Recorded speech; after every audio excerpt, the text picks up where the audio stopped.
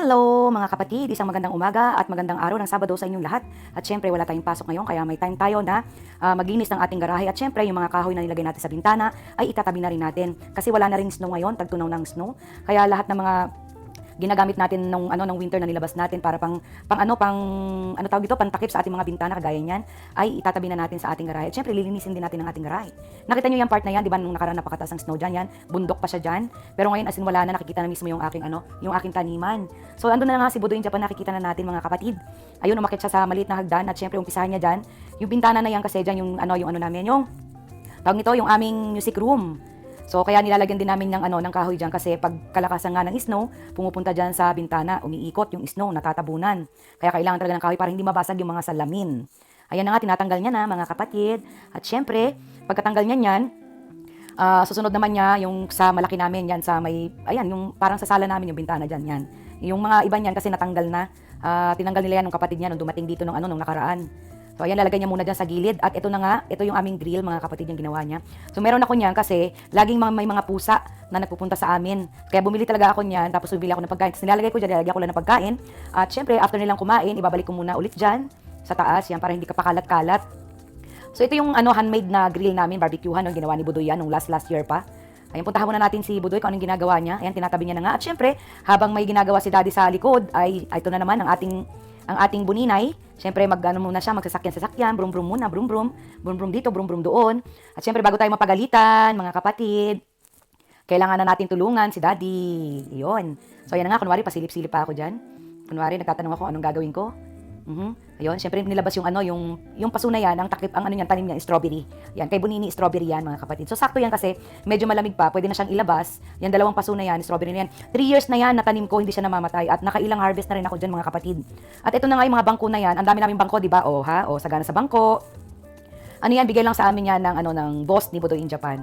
Kasi itatapon na, kasi naman sa itapon, partida, in fairness, ang mahal ng mga bangko na yan, buti lang talaga nabigyan kami. Kasi pag nagba-barbecue kami sa likod ng bahay, as in, konti lang talaga yung bangko namin, 4 lang. Tapos yung green na yan, gamit ko yan sa pag nagtatanim ako. So ayan, tatanong-tanong ako kunwari kung anong mga gagawin, syempre. Tapos ayan, imikot tayo, talagang hinintay ako, wow. Ayan, syempre, kailangan binibidyohan daw natin siya kung anong ginagawa niya.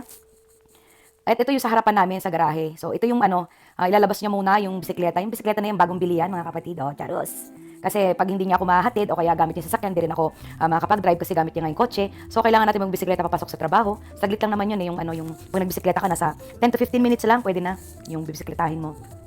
So yan nga, tingnan nyo yung mga gamit na yan, mga nakasabit. Ano ko yan, mga gamit ko pag nagka-farm. Ayan, kunwari, akin na yan, ako na magaganyan. Sabi niya, hindi, wag na, ako na. Ganyan. Kasi ito naman mga mga nasa plastic, mga damit yan. So nung last year kasi, nung nagligpit sa loob ng bahay, yung mga damit na yan hindi na kailangan, itatapon na yan, ilalagay ko yan sa basura paunti-unti. Hindi pwede kasi na one time na ilagay Kasi baka tayo. So paunti-unti lang siya. Nakita nyo naman. At ito pinto namin, wasak-wasak na, ito yung pinto namin. Pag bukas mo niyan ay, anuhan namin, tawag dito, labahan, dyaran, may sapatos pa, yan, labahan namin yan dyan, mga sabon. Tapos, yan, yung namin yan, shower room. At yung pinto na yan, pagbukas mo yan, kitchen na yan, tsaka sala namin. So, ito na nga, yung mga table naman na yan, mga bigay din sa amin yan, ng boss ni Budoy, diba? Ang daming binigay sa amin, hindi lang mga upuan ang binigay sa amin. Pati mga table, 2 table yata yung binigay sa amin Bali, ang hawak namin table ngayon is 3, diba? Dati, kinakapos kami sa table tsaka sa upuan. Ngayon naman, sagana kami sa table tsaka sa upuan. So yan na nga, kunwari, tutulong ako, di ba? Kung ko yung karton, kunwari, naglabas akong ganyan, syempre, kailangan yan, dahil naka-video, mga ganyan. O yan, bibilisan na natin yan, syempre. O yan na, so konti na lang, tapos yung ilaw na yan, sayang yung ilaw na yan, mga kapatid, itatapon na lang din namin yung ilaw na yan, kasi hindi na nagagamit, sayang din, Pinalitan kasi namin yung ilaw sa second floor, nung parating yung family ni Budoy in Japan, kasi yung binili namin ilaw, ayaw dyan, ayaw pumasok. So, tsaka hindi na rin siya talaga gumagana.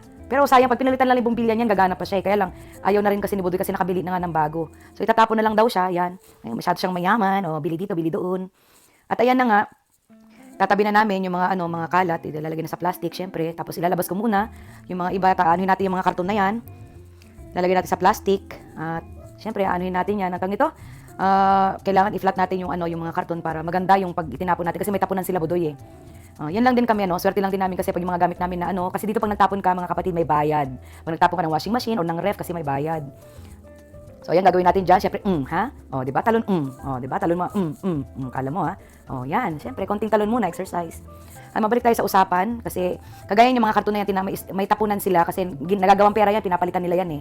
So, yung mga pera na napagbebentahan nila ng mga karton, ng mga kung ano-ano, ayan, ginagamit nila yan pag mag-kiniko party sila. Tapos, ayan, tumambay muna ako saglit. Kunwari, pahinga, napagod, pabayaan muna natin siya, tingin-tingin lang muna ako dyan.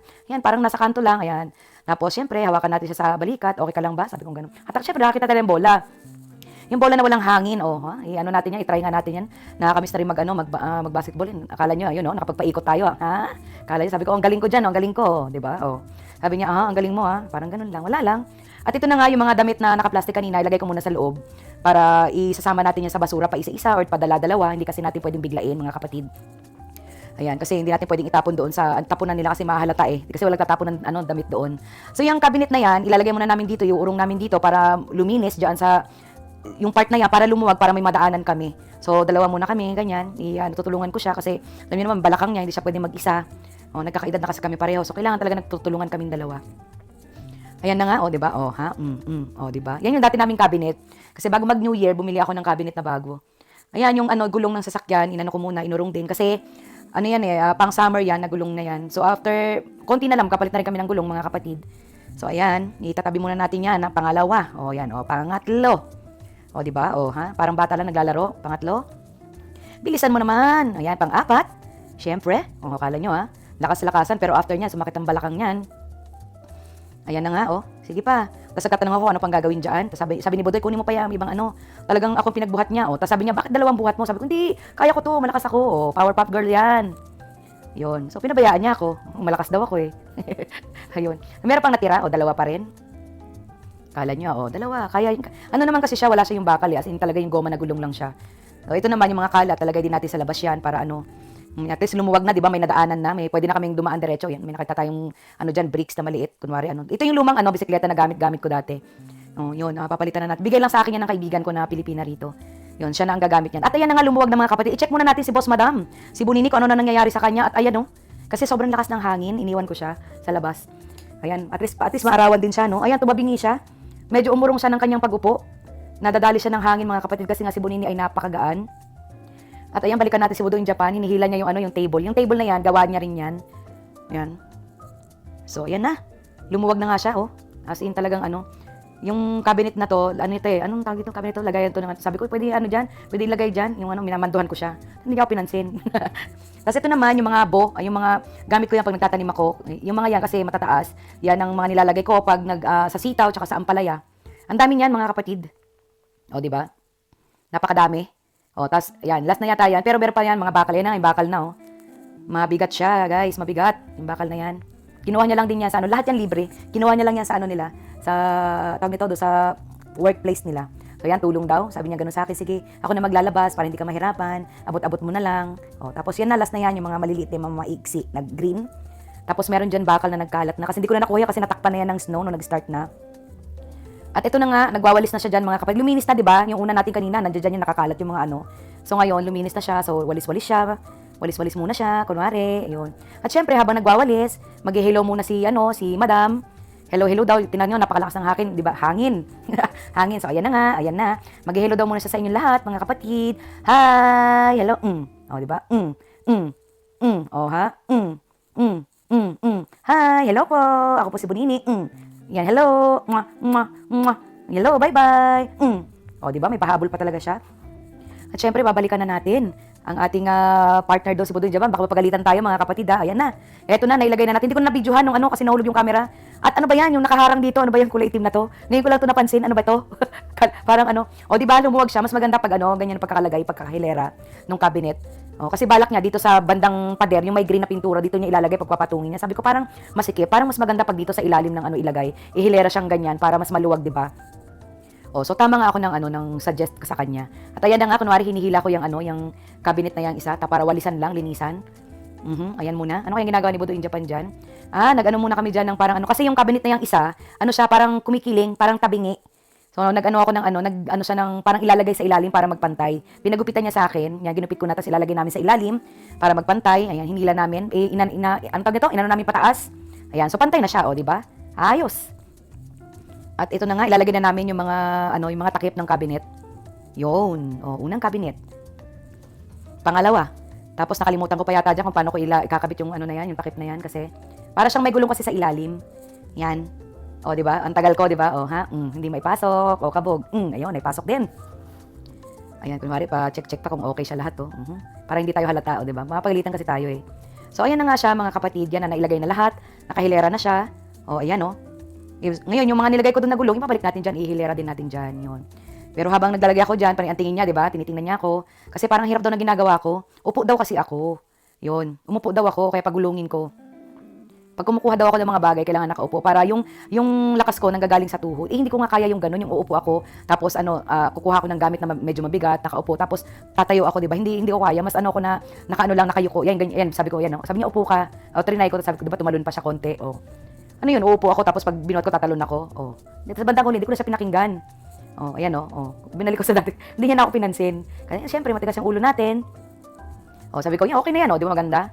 Oh, tapos yan, hindi naman ganun kahabaan yan, yung table na yan. Pwede namang diyan na mismo sa loob kami mag-ikot-ikot. Pero sabi ko gano'n sa kanya, labas ka, ikot ka, di ba? Para tumagal. Pinahirapan kasi hindi siya pwede magbuhat. Yun, pero siyempre, sutil tayo. Oh, di ba? Ayan, ang ganda ng pagkakagaano niya, yung malinis na. As in talagang lumuwag na yung lugar na yan kasi talagang napakasikip niya. Pag mag-winter kasi ang sikip ng part na yan. Kasi lahat ng mga nasa labas, yun, inaano namin, dyan talaga namin itinatabi. Parang mga gamit lang na pang winter, tapos ilalabas. O yun, pinakita ko pa yan. O, di ba, nagtatanim ako ng sitaw. Malapit ako magtanim ng sitaw na naman. At ito na nga, iaayos natin. So, yung part na yan, akin yan. Ayun, nasa budidi, mga kapatid kasama ko. At ayun na, alam niyo mangyayari. Ayun, nako, lumubog. Nako, ayun na. Munti ka na siya, aray-aray daw, aray-aray. Grabe yan, kinabahan ako, tsaka si Budoy. Yun, grabe nakakaba kasi si Bonini napakagaan lang guys. Kunting hangin lang talaga as in tutuwad siya. So ito na nga, after nangyari kay Bonini na kinagulat namin mag-asawa, munti ka na kasing tumawag talaga si Bonini, buti talaga naagapan ko kung hindi una ulo. Siyempre nagwalis-walis muna ako kunwari para para hindi tayo mapagalitan at ayun natapos tayo magwalis. Ito na nga yung mga kalat na itatapon namin yan mga kapatid. Yung mga yan ilalagay namin sa loob ng kotse yan, itatapon namin kasi may after niyan pupunta tayo sa tapunan. Ayan na nga ilalagay natin na isa-isa yan mga gamit na yan. Yung mga hindi na kailangan, syempre tulong-tulong din tayo dyan, karton, kunwari.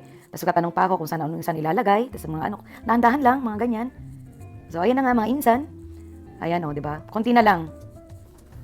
So, ayan na, ipapasok na lahat ng mga iba-iba pang mga gamit. Ayan, sinarado na. At syempre, pupunta tayo sa mga ito na nga, nagbiyahe na nga kami mga kapatid. Ang ganda ng view, di ba? May mga snow pa rin sa mga paligid. Nakita yung mga puti sa mga gilid ng kalsada. Yung mga snow pa rin yan. Hindi agad siya kasi nakita yung bahay na yan sa kaliwa. Yung bahay na yan na mataas. Ayan. Ayan. Yung bahay na yan. Yan. Hindi natin alam kung kaninong bahay yan. Ang ganda ng view, di ba? Yung bundok. Napakaganda pa rin talaga. Iba talaga pag winter dito. So, malapit na tayo mga kapatid. Dito kakanan na lang tayo.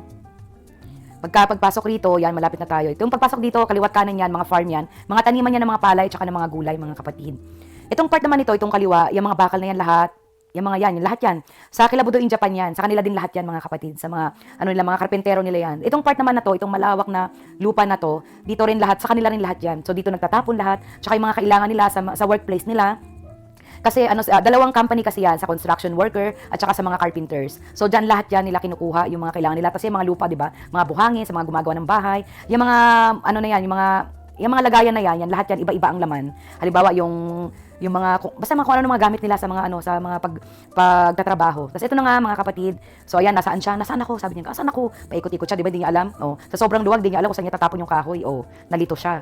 So ngayon, di niya alam kasi kung saan niya tatapon yung kahoy. Palakad-lakad siya, patingin-tingin sa kaliwat kanan. At dahil nga walang kapareho ng pagkatapunan niya, so nakakita siya ng parang mga bricks yan. Tinapon niya sa gilid para hindi halata. Di ba? Akala ng mga uwak, may dala kaming pagkain. Pero wala. Ito naman part na to, mga pati pag-open natin, ito yung tapunan nila, sinasabi ko kanina. Dito nagtatapon sila ng mga karton, mga can, yung mga lata, at saka mga dyaryo, yung mga paper bags sa mga hindi na kailangan, mga mesa, kung ano-ano. Itong part na talaga na to. So dito ako kumukuha ng mga paper bags. Ang gaganda kasi ng mga paper bags, mga kapatid. Yung pwede mong paglagyan ng mga, halimbawa, mga regalo, ganyan. Ito kung ano-ano, yan mga papers, mga hindi na kailangan. Ito yung mga paper bags, kaya hindi ako kukuha niyan kasi marami pa ako sa bahay. Ayan, dito sila nagtatapon talaga lahat. Pero tingnan nyo, 'di ba, talagang nakaano siya, hindi siya kalat, 'di ba? Mga dyaryo, ayan mga dyaryo lang talaga. Kung ano-ano yan, mga magazine, sa mga recipe, mga magazine, kung ano-ano, talagang nakaayos yan lahat, hindi kalat-kalat. Sa mga gilid yan karton, tapos yan mga lata, kung ano-ano. Ito mesa yata 'to eh. Ganyan siya. So hindi siya makalat, 'di ba? Kahit maraming laman. Tapos ayan may table, lumang-luma na yung table na yan. So hindi na siya pwedeng kunin. So ayan yung laman niya. 'Di ba? Malinis, hindi siya makalat kahit punong-puno. Sabi pa nga ni Budoy, malapit na naman sila magtapon yan. Magiging pera na naman yan, mga kapatid. Lahat yan magiging pera. Yung nakita nyo sa loob na yan, lahat yan magiging pera. So, ayan, anong susunod na gagawin ni Budoy? Yan din pala, doon din sa loob itatapon. Ayan, hinangin. Sobrang lakas talaga ng hangin dyan. Nung time na naglinis kami ng garahe namin, nakita nyo naman, di ba? Tumao si Bonini. Napakalakas talaga ng hangin. As in, super. So, ayan. Okay na. So, okay na raw yan, mga kapatid. So, ayan, sasarado na natin yan. Lalabas na tayo dyan. Goodbye na dyan. Sarado na. Ayan, sasarado na natin mga insan. Ayan. O, di ba, ang lawak ng ano nila, no? Ang lawak ng lugar nila, di ba? Dito kami nagtatapon ng mga, namin, ng mga gamit na hindi na kailangan. Ayan. Ibinalik niya na yung upuan. So, ngayon, na binabalik niya yung upuan na yan, tinaas niya. So, yung mismong upuan, nakalimutan niya kung paano ibababayan, ayan, yung uupuan yung sa puwet. Ayun, nakalimutan niya, o, di ba? O, hila siya ng hila, hindi niya alam. O, hindi niya alam. Kaya yung nangyari niya, pinabayaan niya na lang. Pinabayaan niya na lang gano'n kasi nakalimutan niya. O, di ba? Ganun na lang yun. O, yun, okay na yun. Ganun na lang siya. At syempre, maraming salamat. Hanggang dyan na lang yung ating video. Andito ulit sa ating Boss Madam. Ayan, nagpapasalamat sa inyong lahat. Nagbabaybay. Maraming salamat sa mga nanood. God bless sa inyong lahat, mga kapatid. And thank you for watching. Bye-bye.